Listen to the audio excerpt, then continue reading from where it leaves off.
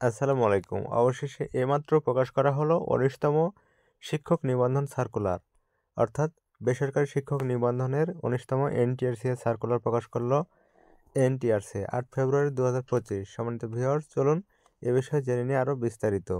আপনারা সাথে থাকবেন, দয়া করে স্কিপ করবেন না কেউ।